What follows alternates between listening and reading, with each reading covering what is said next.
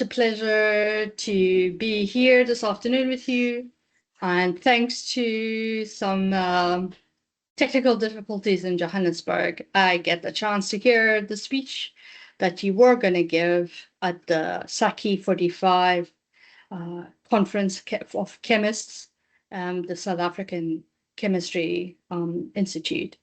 And really an honor to represent all of Wits, because we are so grateful for you being our alumni, because you've had such an amazing career and we're so proud of you. And I brag about the fact that I know you, and one of the smartest people for sure. And every time I go to an airport, I'm like, oh, David has kept me safe. So I want to just tell everyone about the fact that we met actually because you wanted to find a way to give back both to Wits University, where you did your master's in 1963, I think, and to Leeds as well in the UK, where you read your PhD. And you were thinking of a way to help a young scientist travel the path that you travel. And you have since then really revolutionized Wits, because you've given the donation for set up the chair, the David and Angela Fine Chair for Innovation. And I know for a fact that we have just transported the way that people think about innovation, and both staff and students, researchers, and how we can tackle everyday challenges by being curious, about thinking out the box, and all of that is due to you. So thank you so much for that. And really, I'm going to listen now, as I always do, to your stories, and take your time. We're on video, so just we have a lot of time as well. Thank you. Thanks, David. Over to you. Thanks, Nushin. I'd like to begin with what people think of innovators. They believe innovators are brilliant experts, possibly even geniuses. And the exact opposite is true. The more expert you are, and the more brilliant you are, I've found, the less you can innovate. It sounds contradictory, but the reason is that you know so much, you've remembered so much, you've got a fabulous memory, but part of what you've learned is invalid. They're mistakes. It was based on very early work done maybe 100 years ago, and it's become part of dogma. And the trouble is we don't know which part is true and which part is untrue, and what are the nuances about it. And I'll be going into that in some detail. Everything I'm talking about is from my personal experience.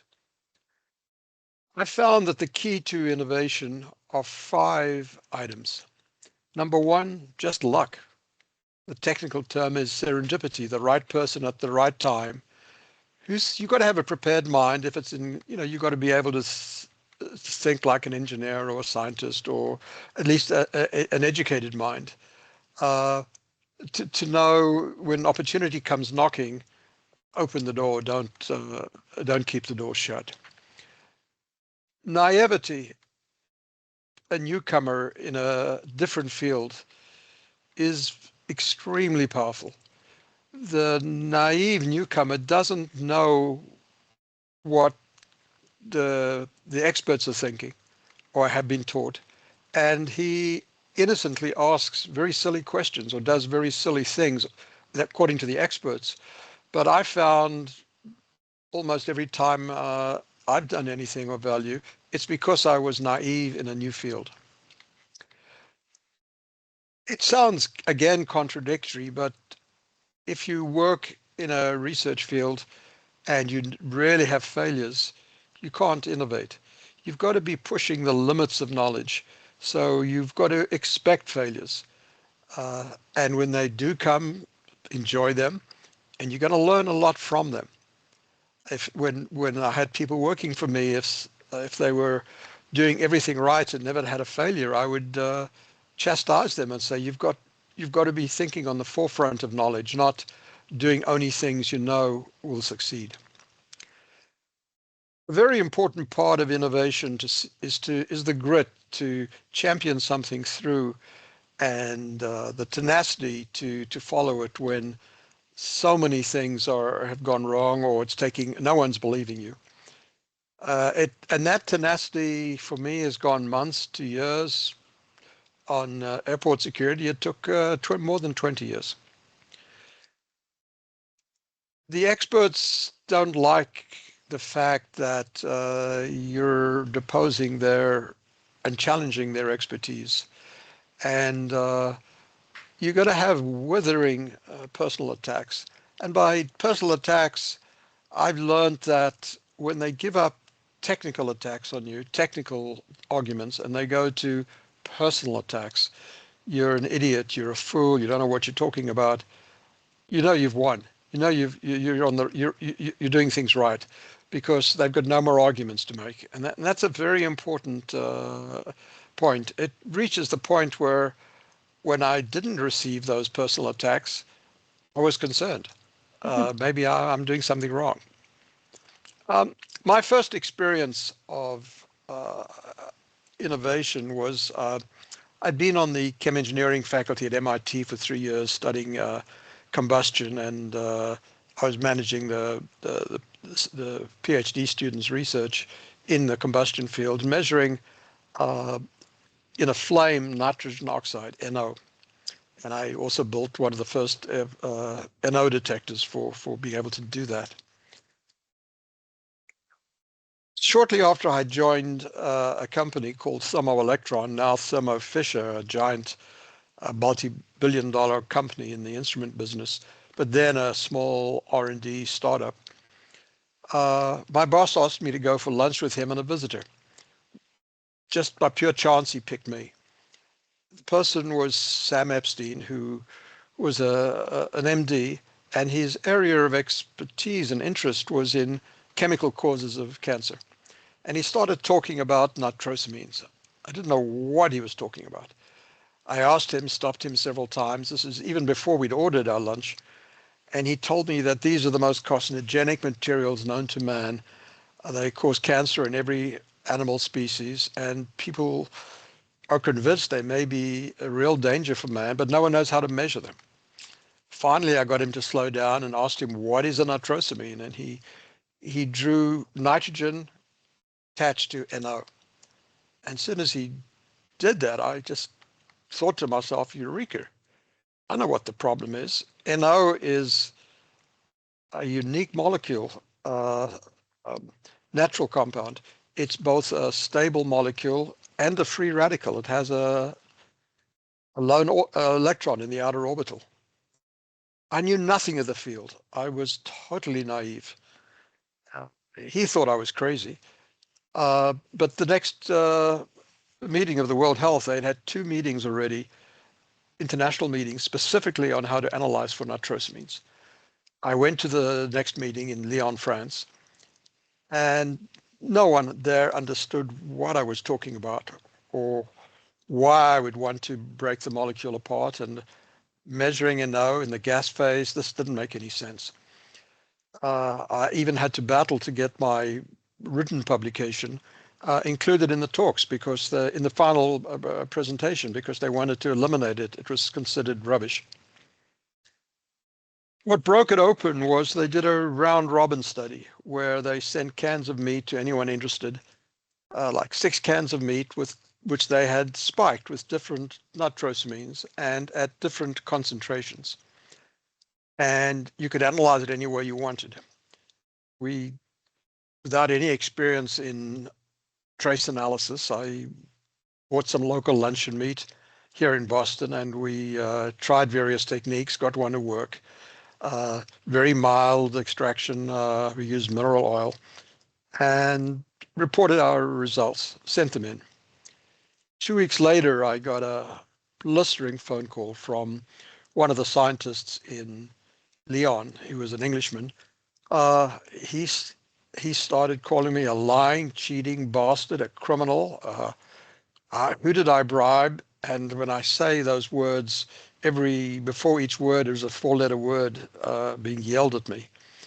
And it was the strangest feeling. I was thrilled at being sworn at because it meant we had been successful. We had won.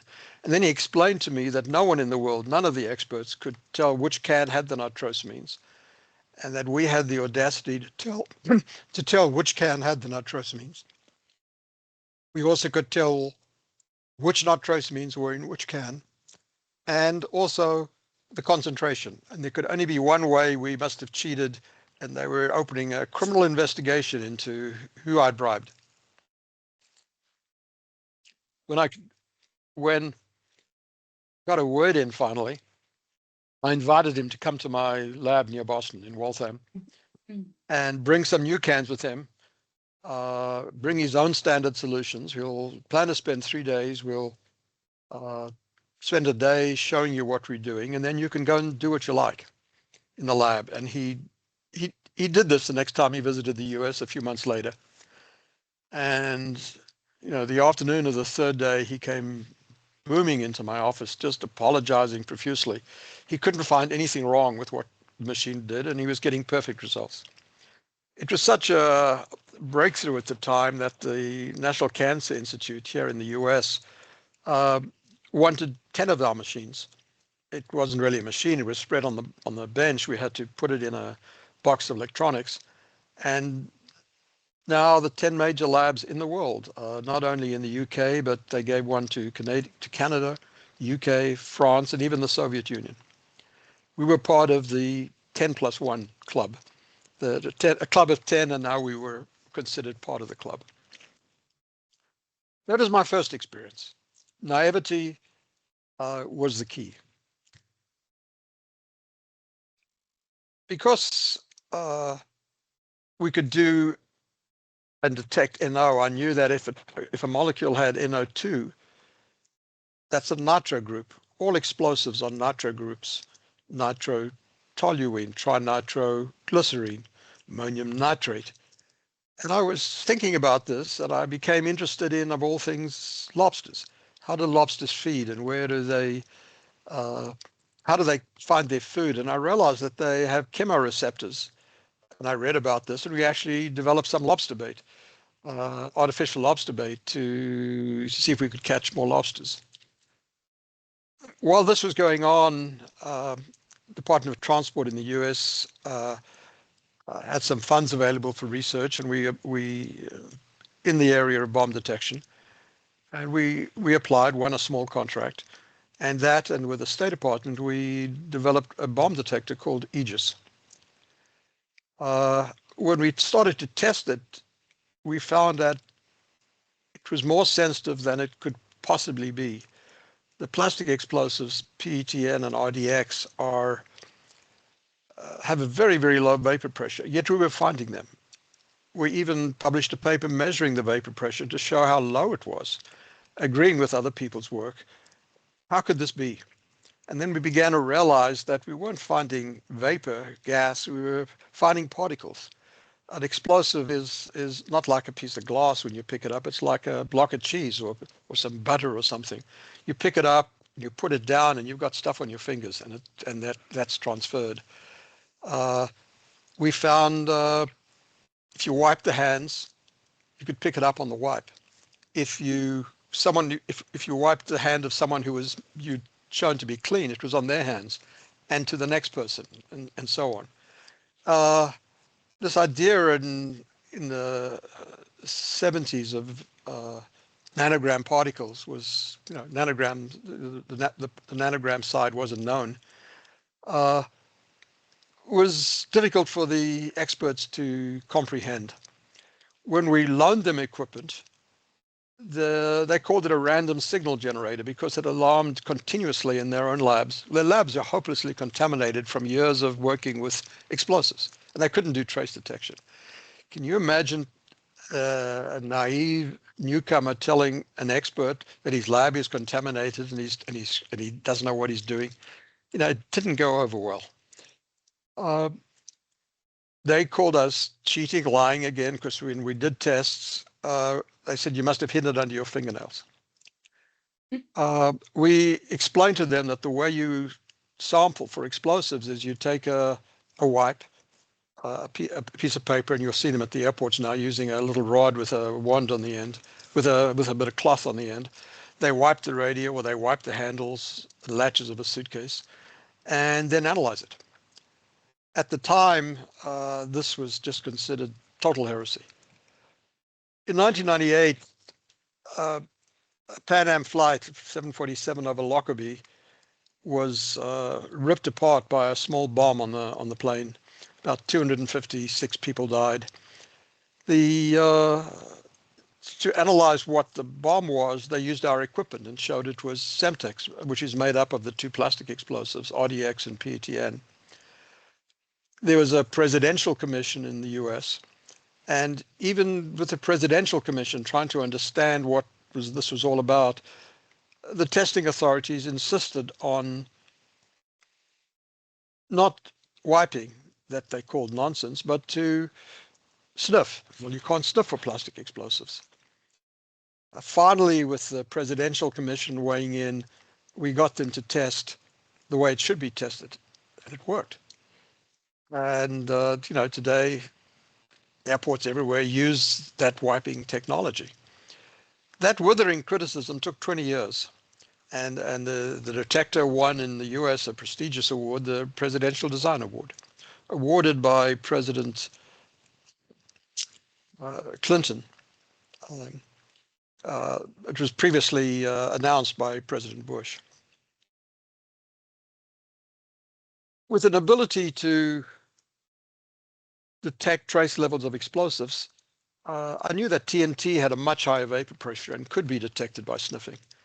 And I thought, gee, this is a great way to find landmines, sniff for them. We built an instrument that was extremely fast, very sensitive, unique to TNT, and it worked just fabulously. And we tried it on a real surrogate minefield. Total failure. The reason was the vapor plume was not above the mine, but next to the mine, based on the topography, the water runoff, maybe a root, maybe a stone was in the way. And we realized the soldier would have stood on the mine instead of finding the mine. Failure. In 1998, when this happened, cell phones were just coming in, and we thought you could receive a cell phone in your home. You can transmit. Obviously, you can interrogate what's in the ground, just 6 inches of soil. And we started to use, and the cell phones made the electronics very cheap.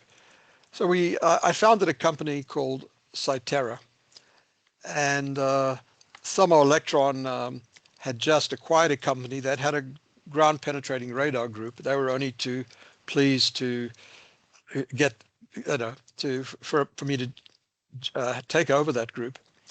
And we started that in 2000. The mine detector we developed, type classified as the ANPSS 14, is still the mine detector for the US Army and Marines. It was used in the invasion of Afghanistan and Iraq. When we started the company, the Army were very concerned that this small little outfit couldn't be trusted. People are going to leave. This should be given rather to a larger company. And I decided the way around that was to make it employee owned. And each of the key employees had to put up $10,000 and they became a shareholder. When we sold the company to a defense contractor in 2006, each of those employees, they'd invested $10,000. They walked away with $880,000. So innovation can be very lucrative. Another type of innovation which can be very difficult, and I don't advise people to do it, or be careful if they do it. Happened in the early 80s. I heard from someone else at Some Electron that they were using UV cured polymers, a liquid, shine UV light on it, and it becomes a solid. And they were using it to seal, making sure that various biomedical parts were sealed.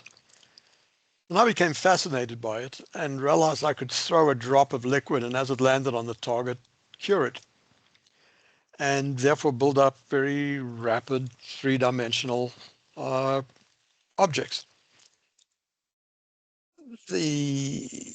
When I went to, and I made a demonstration, made a little toy airplane with a man inside, very, very complex piece. And when I went to apply for a patent, some electron management thought I was crazy. I was considered a mad scientist.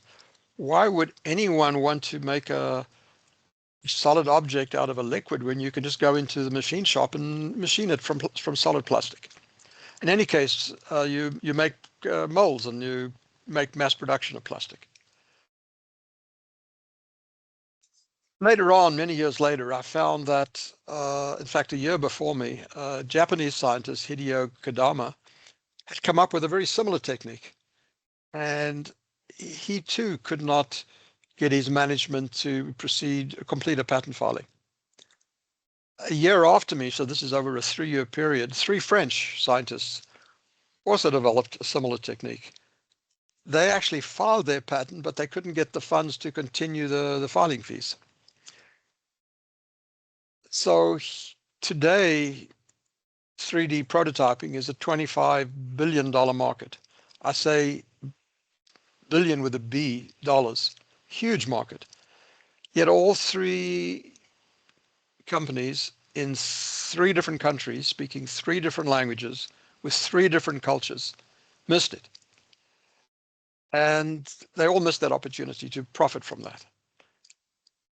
The lesson I learned was don't be too far ahead of the field, because you'll be called nuts, crazy, and lose your credibility.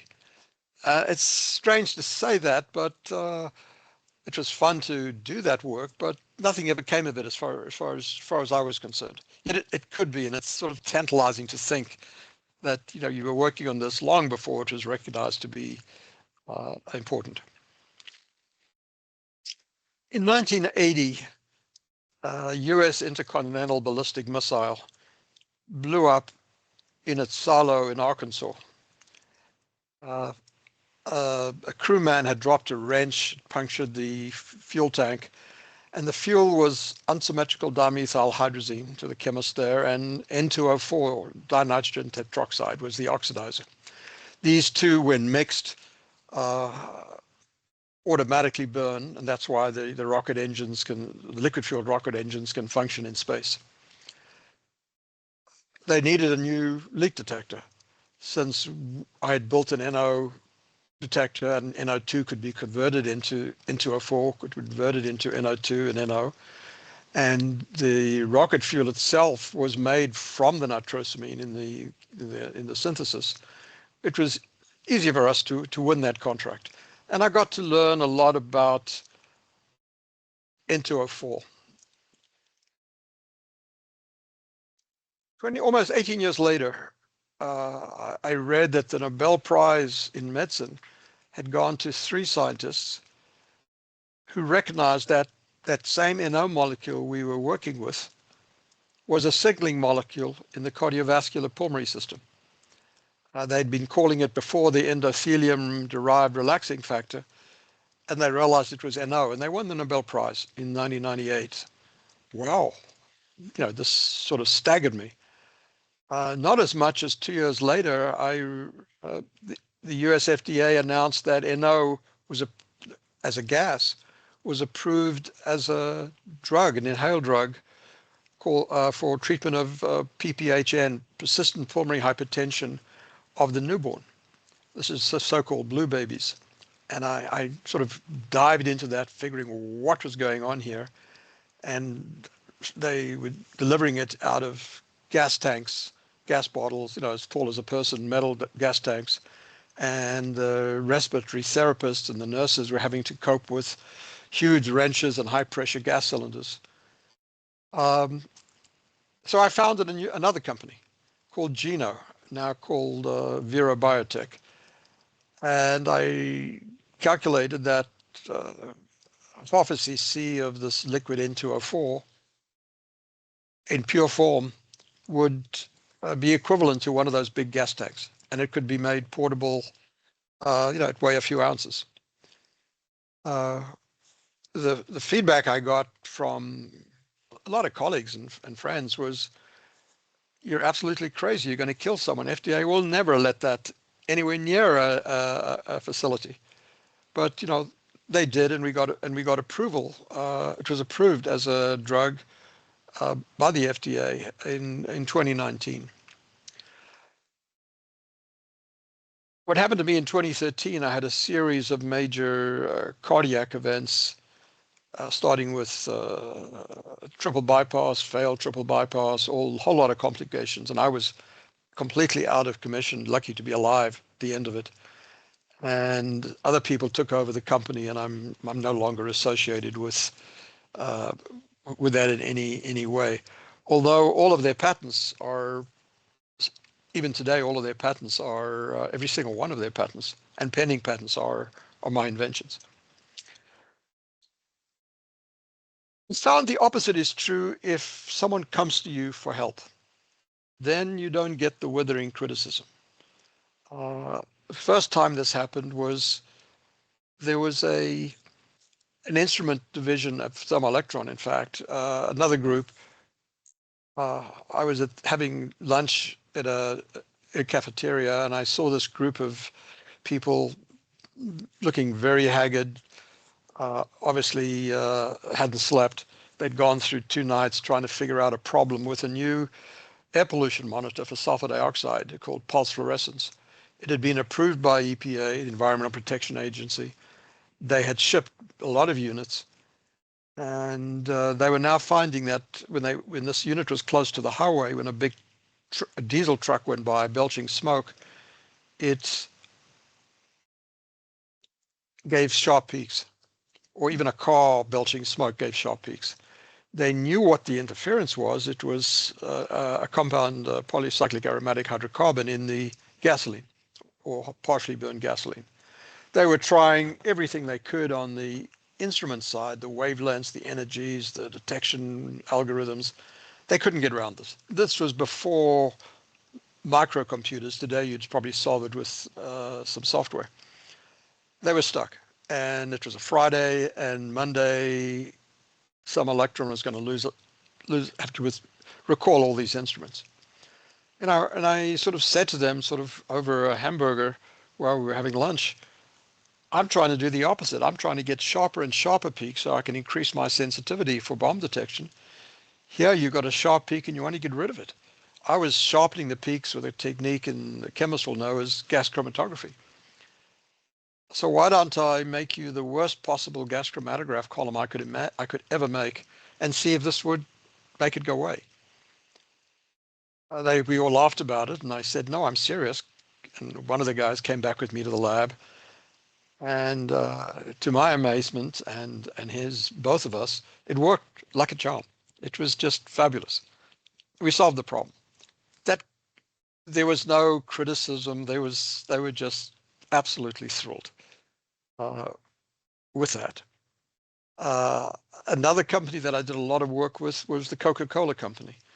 Since we were experts in trace analysis, they had contacted me, and I helped them when they were introducing a refillable plastic bottle, which is used in South Africa and South America, parts of Europe. They had to be sure, because plastic tended to hold on to things, that this bottle had never been exposed to anything, that no one had ever stored anything in it, like gasoline or a pesticide or something obnoxious. And they were battling with how to do this.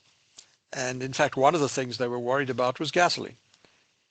And I remembered all right, I think I know how to measure gasoline impurity from my days with, going way back at Samar and with a sulfur dioxide detector, and got hold of one of those instruments, removed the part that I'd added, and it was at that time the world's most sensitive gasoline detector. Problem solved. I thought I was a genius, but I would have been in mental decline if I hadn't remembered what actually I had done myself personally, not read about with my own two hands.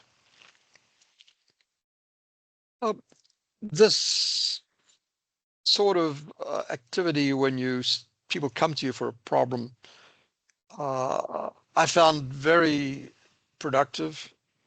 People loved what you had to say. There was no fighting because it solved their problem. They were in a jam.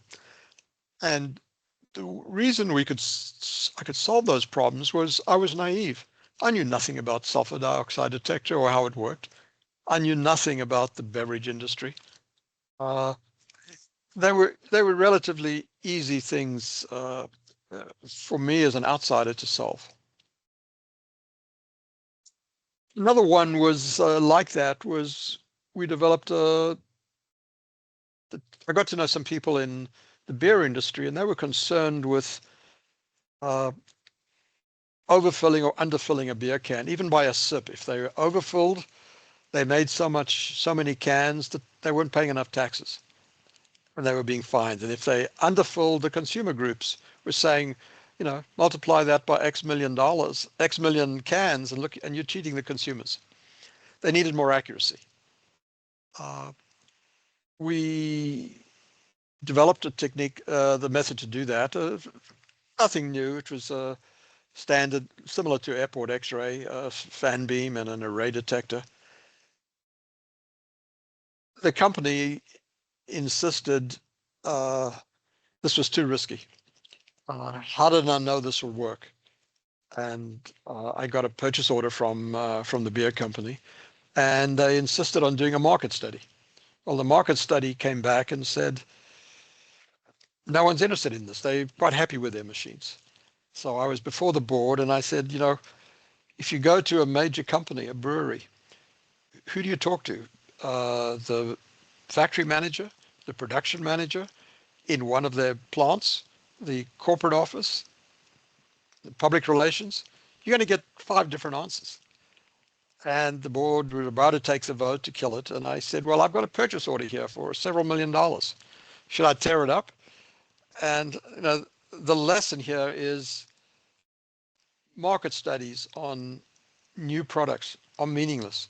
People ask, what's the market size? How many are sold today? Who the competitors are? Well, it doesn't have any meaning if you've got a new product. Lastly, I'd like to discuss a little bit, because people have often asked me about this, the impact of AI on innovation. And many people think that AI is going to revolutionize innovation and make it so much easier. I don't have that view. I have the opposite view. I think AI will kill innovation unless it's thought through very carefully. And the reason is, today when you go on Google and you look for a topic, you get some initial AIs there. And so you're no longer naive. You look at this and AI is the ultimate expert. And why would you even dare to challenge all this knowledge? And you look at AI and there are 20 references and all this stuff. It's going to kill the naive thinker, because doesn't take him very long now. He doesn't have to go to the library for a week. AI will help you. So beware of AI and innovation. That naivety of challenging those ideas, because you don't know which ideas are going to be all right and which are wrong. The most extreme example I found of that was we were working in the nitrosamine field, and we were now the experts in analysis. Our instrument was being used around the world. And I decided to have a take a blood sample after eating a bacon and spinach sandwich. And the engineer who volunteered had a beer with it. And we found the nitrosamine level went up and then down. When I mentioned this to our academic friends in both the US and overseas, they were horrified at my stupidity and ignorance. Didn't I know it was fundamental biology that low-level compounds like this are metabolized in a single pass through the liver? It just can't happen. We repeated it on myself and other people, different instruments, different days. And then we submitted it to the journal Nature. And the reviewers in Nature, had a fit about it. But none of them criticized what we had done, the type of way we'd done the analysis, was there something wrong with our protocol? They just said it was impossible. And I was able to convince the editor, you can't have science if you won't publish a paper where no one can tell you what's wrong with it except they don't like the result. So they published it. And immediately a colleague in Germany repeated it. And it didn't repeat. He called me up saying, David, I told you this, you're making a fool of yourself. And he went through what he'd done. And he said he'd had a bacon and spinach sandwich, just like I said. And I said, Rolf, did you have it with a beer? And he said, no, I had it for breakfast. Who has a beer for breakfast? So I said, Rolf, repeat it. Just like we did, it's real. 2 days later, I got a phone call, so excited. He got the same result as we had. He'd seen it. The outcoming of this, although experts said it couldn't be done and they wouldn't even waste their time doing it, was two very important things. Number one, the alcohol was very important. With no alcohol, you didn't see it in the blood. With alcohol, you saw it in the blood. And other people picked it up and realized the alcohol was overwhelming the liver and the carcinogen could get through. Alcohol was there at a concentration, vastly greater than the tiny part per million of the carcinogen. Today, that's still very relevant. Alcohol is still considered somehow a carcinogen, although when given to animals, it's never been found to cause cancer. But very likely it's not only true for nitrosamines, but for other carcinogens that may be in the food you're eating with it, whatever you have with your alcohol, the alcohol is letting whatever's in that food get through. The second thing that came out of that was that the beer itself contained nitrosamines, completely unexpected. We tested all the alcoholic beverages we could get hold of. Only 2 of them had nitrosamines, beer and Scotch whiskey. A strange combination, but they both made from malt. Malt is barley. You steep it in water, it grows little rootlets, and then they dry it. And they were drying it by passing the combustion products from their burners right through the malt. Big no-no. My work at MIT had shown you form NO in high temperature combustion, and it was nitrosating. In classical chemistry, you were nitrosating amines on the rootlet and forming nitrosamines. Within a few months, it was out of the beer. It took a bit longer to get it out of the Scotch because Scotch is, matures over several years. But there's, those drinks today have no nitrosamines. But all that could not have happened unless we were naive. And that level of naivety, I fear artificial intelligence may stamp it out unless people consciously realize, no, I'm not going to understand everything and read everything before I do my work, because then science won't advance. I think the way I described the personal attacks, there are many examples in the literature of people battling for years. The classic one, and I'll end with this, Warren and Marshall discovered that they were told and taught 3 generations of physicians that stomach ulcers are caused by worry, by anxiety, by too much smoking, too much alcohol. No one had challenged that. It was just established dogma. Warren and Marshall realized it was coming from a bacterium, and everyone said, you can't have a bacteria in the stomach, it's too acidic. Well, they proved it. It was a battle for them. It took them almost the same length of time, 15, 20 years. And they finally won the Nobel Prize in 2005 for that work. So the fact that people say it's not true and it can't be true, this is why naivety is so important, and why not knowing everything or believing everything you know is wrong. Because a lot of what you do know, and you know for a fact, absolutely sure, half of it's probably not right, or it's got nuances. Thank you. Wonderful. Thank you, David. Basically, independent investigation of truth is what you're saying. Each person should come at and investigate the truth for themselves.